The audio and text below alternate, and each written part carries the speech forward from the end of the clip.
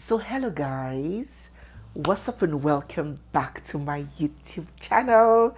It's me, your girl barrister Neze, and this is Nezeville. In our last video, we opened up on the very colorful beginning of the beautiful actress IBINABO FIBERESIMA. How she started out in the entertainment industry, contesting and winning beauty pageants, and how she then moved into Nollywood in 1994 when she starred in the groundbreaking action thriller Most Wanted. We also touched on her love affair with colleague Fred Amata shortly after he got a divorce from his wife, media personality Agatha Amata, and how they had a love child together, a daughter named Zeno, and then shortly after they broke up. We also touched on the reputational damage that incident brought to IBINABO. Well, if you're yet to see that video, I highly recommend that you do before proceeding with this one. I'm going to leave the link down in the description box. And if you're seeing my face for the first time, if you're new here, you're seeing my face for the first time, or if you've been watching without subscribing, don't forget to hit the subscribe button, give this video a big thumbs up, drop all your comments as we proceed, and stay glued, for we have so much more coming your way. Don't also forget to join our African folktale channel, where we tell African folktales in that spicy, interesting way that I know you would enjoy. I'll leave the link down below as well. So, without further ado, let us get on with this video.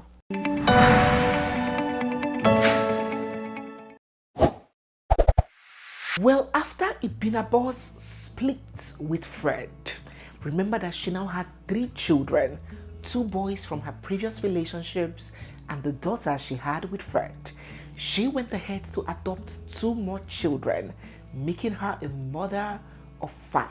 So she pretty much moved on with her life, continued with her movies, her entertainment business, and everything that she was known for doing. But something else was lurking, something fatal, disastrous, and catastrophic will happen that would change the course of IBINABO's life forever. There in Lagos, where IBINABO resided and carried out her business at the time, there was a very highly respected man called Dr. Giwa Suraj. Dr. Giwa was a senior medical practitioner, and his contribution, his invaluable contribution to the medical community, as well as his devotion as a family man, far precedes him. Dr. Giwa was a consultant at the Lagos State University Teaching Hospital. He was the head of the Department of Physical Rehabilitation Medicine, and he was married with 3 children. Dr. Giwa was the hope, the breadwinner, and the sole provider of his nuclear family. And in addition to his wife and children, he also had an aging mother and a number of dependents relying on him for assistance. That he did carry out without breaking a sweat. On this fateful day, oh, very fateful day, on Sunday the 26th of February 2006, Dr. Giwa was driving with his brother and another person, a family friend, in his Honda saloon car. They were right on the Lekki-Ekpe Expressway, headed to the island. They were on their way back from a meeting that they had attended in Ajah. As they approached the island, just around ShopRite area, they encountered traffic jam, and so they sat in the car, relaxed, chatting and gisting while waiting for the traffic to ease off. Something terrible was about to happen. Right on the other side of the road was IBINABO, facing the opposite direction, driving towards Lekki, and then in what seemed like out of nowhere, in what seemed like a scene out of Fast and Furious, but this time it was real. IBINABO's SUV lost control and flew over the culvert, over the pavement, demarcating the two sides of the road. And in some kind of head collision, a freak accident, IBINABO's SUV landed right on top of Dr. Giwa's car. It was ghastly. It was fatal. There was panic everywhere. While the other occupants were able to crawl out of the vehicle, Dr. Giwa was not that lucky. He was crushed and badly injured. He died on the spot. A man of substance, a breadwinner, a sole provider, was dead just like that in a flash. What happened? There has been different and, dare I say, conflicting accounts of what happened that I came across in the course of researching this story. In this interview that IBINABO had with media personality Azuka Jebose, she recounted that there was this red car with a group of young boys in it, and there was this SUV right in front of them that was driving slowly, and these young boys just overtook that SUV that was driving in front of them.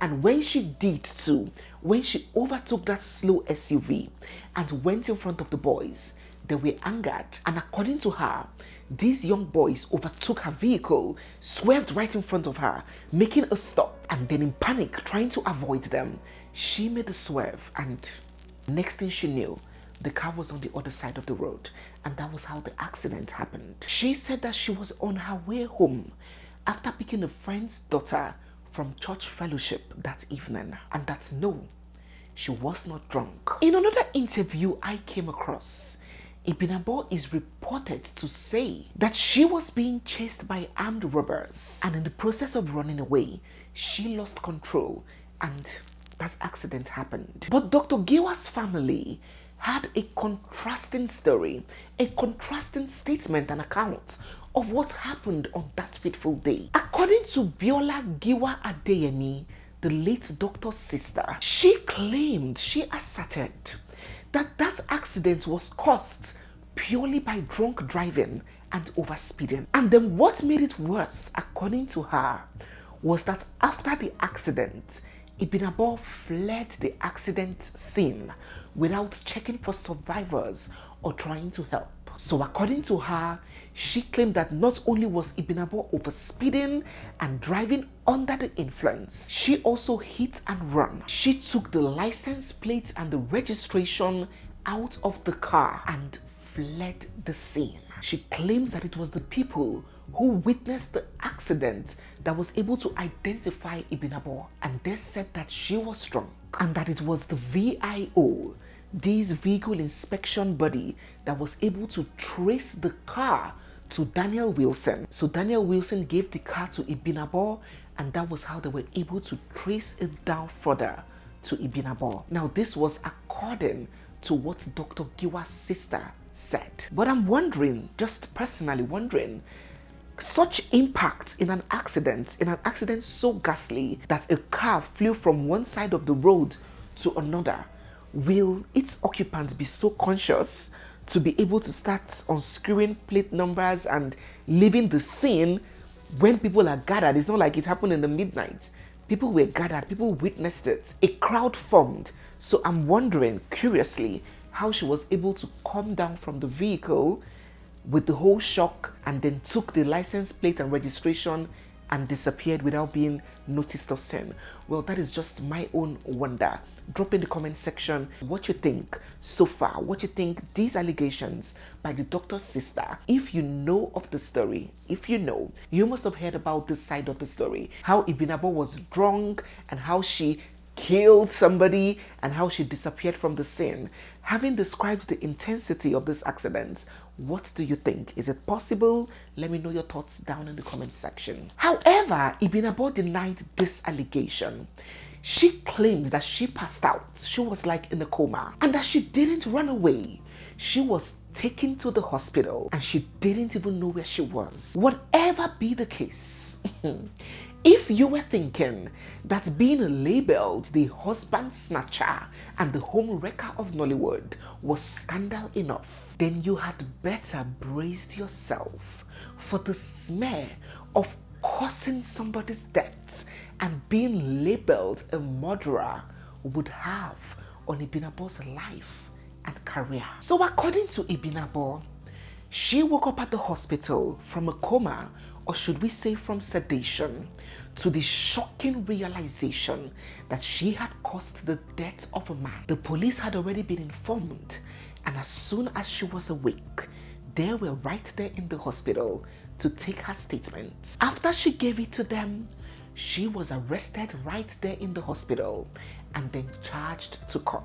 My dear brothers and sisters, that marked the beginning of IBINABO's toils and suffering with the law. She was allegedly charged with reckless driving and manslaughter, and according to reports, her first conviction was at the magistrate's court, where she was sentenced to 5 years imprisonment with an option of a fine. The case was then taken to the High Court, and the High Court overturned the decision of the Magistrate Court, removing that option of fine. The High Court convicted her to a 5-year compulsory imprisonment term without option of fine. As the prison officers bound her hands in cuffs, led her right into the Black Maria, and drove her straight to Kirikiri Maximum Prison, she wailed and wept in disbelief and despair. Her heart heavy with the weight of what has now become her fate. She could not believe her eyes or her ears. 5 years in Kirikiri? How did she go from a dazzling screen goddess to a convicted felon, an inmate, confined with hardened criminals of all sorts? She wanted to kill herself. No.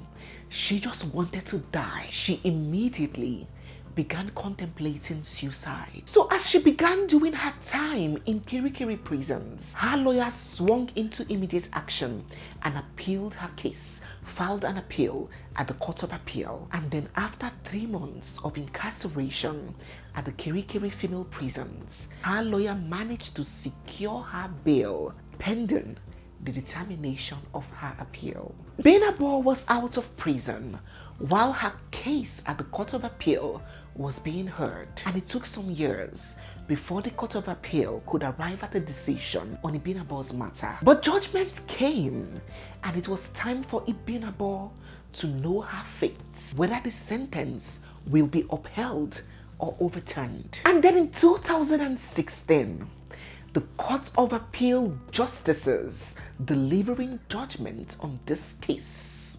Can you guess? They upheld the decision of the lower courts and reaffirmed a 5-year imprisonment jail time for IBINABO. It seemed as though a dark cloud just fell immediately upon IBINABO, and as the prison officials grabbed IBINABO once again and led her back to Kirikiri, she made up her mind that no, she was going to kill herself. She was going to end her life. And as she thought of various ways and techniques to kill herself, she said that she encountered God in his purest form, and that she found strength to hold on, strength to keep on keeping on, strength to fight on, strength to move further. They appealed the case to the Supreme Court, the highest and the apex court of the land. While in prison, IBINABO recounted that she discovered a lump on her breast, and then she had to come out of prison to have surgery done. She got out and miraculously did not go back. She remained on the outside awaiting hearing from the Supreme Court. In addition to these many criminal pursuits against IBINABO, the doctor's family also sued her in a civil case demanding 200 million naira in damages. 200 million naira back then in 2000, and when did this happen, is like 1 billion naira today. She was shattered. Her life was literally upside down, in and out of prisons with no strong male support, no strong backbone in form of a spouse to stand beside her, give her courage, and be with her through her ordeal. 5 children at home, and the media, oh my God, the media was ruthless. What wasn't she painted as? A killer, a murderer, and then 200 million naira being demanded in a civil case while the criminal trial was ongoing. She was low on funds. Naturally, the movie roles were not coming as they would typically do.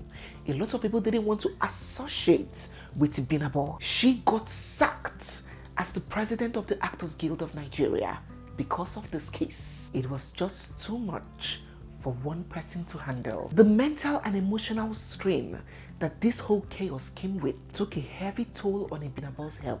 And then along the way, she came down with pulmonary arteriovenous malfunction, PAVM. Then she had to get surgery to correct that very critical heart condition. She was going through so much, so much. But guys, when I told you that IBINABO is not one to sit back and let life's challenges consume her into oblivion, believe me, she doesn't stop.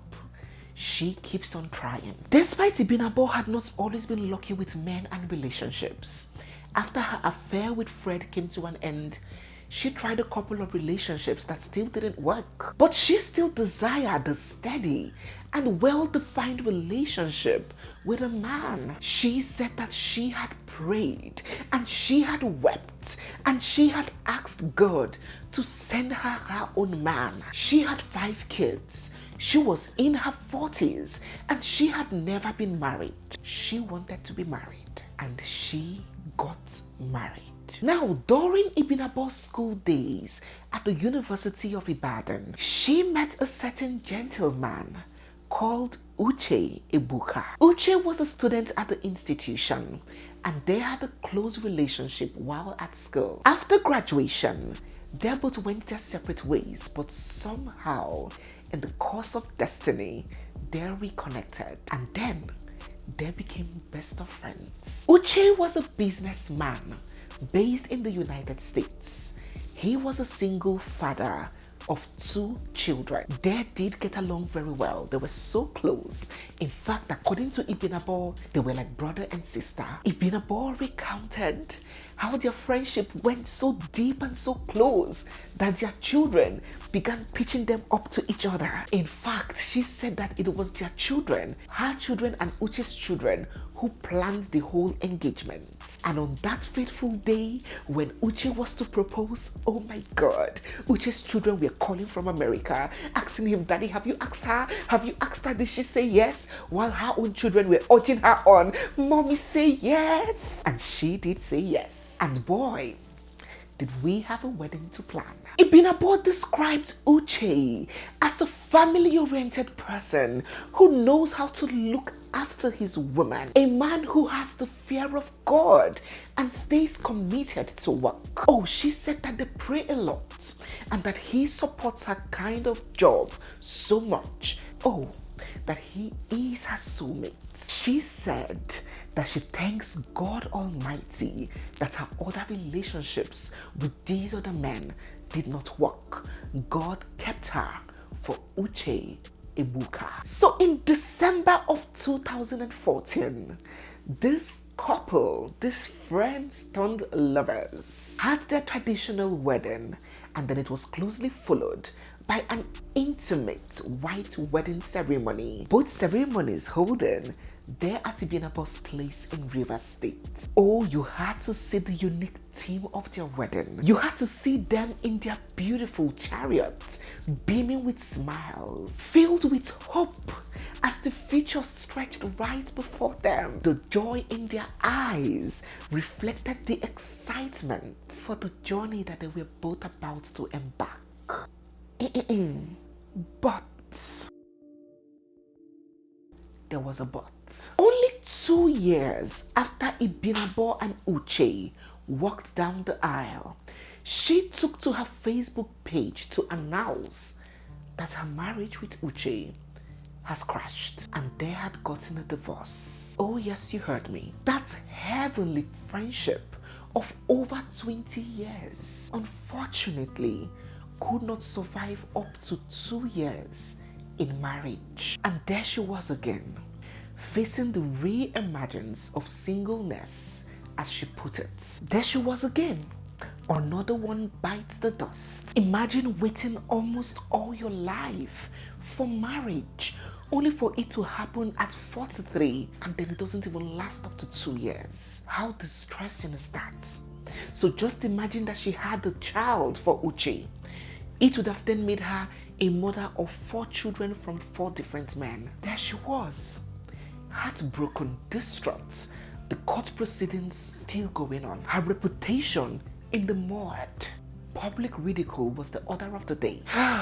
But still she stood. Some people call it luck, some call it fate, while some others call it destiny. But in IBINABO's story, we are reminded of a woman who has faced some of life's toughest challenges, series of heartbreaks, divorce, incarceration, public ridicule, shame, disgrace, series of health challenges. Yet through it all, she has shown resilience. Her story also brings us to a very famous saying, a quote that goes, "For every man there is a woman, and for every woman there is a man." Do you believe this quote, or are you of the school of thought that for some people there is actually no one? And the sooner we embrace that, the better for us. Some people have advised that IBINABO has tried and tried and tried with relationships. She has tried with marriage. She has tried with dating. She has tried with everything.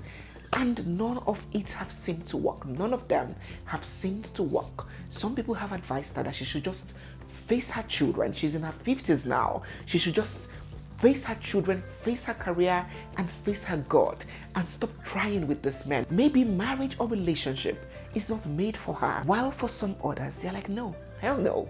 She would keep trying, even if she gets married 15 times, even if she dates 15 men in her 60s, let her keep trying and going for it until she finds the one. What are your thoughts?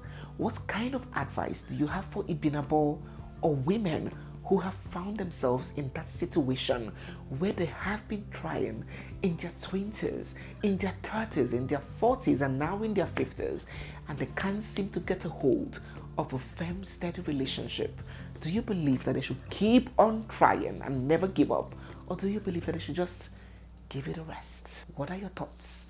Drop it down below. On the side of this accident that has cost her so much, cost her her reputation, cost her money, cost her her freedom, some people have claimed that she was indeed insensitive for going ahead to get married, to get her body done, to go into politics and do all of these many things while that case was still in court. They believe that she didn't show any sensitivity for the family of the man that died in that accident. But some people say, no, you can't say that. Do you expect her to just put the knife to her throat and kill herself? No. Life has to go on. That's the truth. Even if it were her own child that died, her life will still have to go on. So those people condemning and criticizing her for living her life just because of an accident that cost somebody's life are not being fair and practical towards her. They have encouraged her to put everything behind her and live her life to the fullest. What are your thoughts about these two collocations? And what do you think generally of the story of IBINABO FIBERESIMA? What have you learned? What lessons have you derived? And what are your thoughts? Do drop all of those down in the comment section. So guys, yes, we have come to the end of today's video. If you're new here, you're seeing my face for the first time, or if you've been watching without subscribing, don't forget to hit the subscribe button, give this video a big thumbs up, drop all your comments down in the comment section, and stay glued, for we have so much more coming your way. Don't also forget to join our African Folktale channel, African Folktale with Neze. I bet that you would enjoy it too. It's me, your girl, Barrister Neze, and this is Nezeville. I'll see you guys in my next one. For now, bye.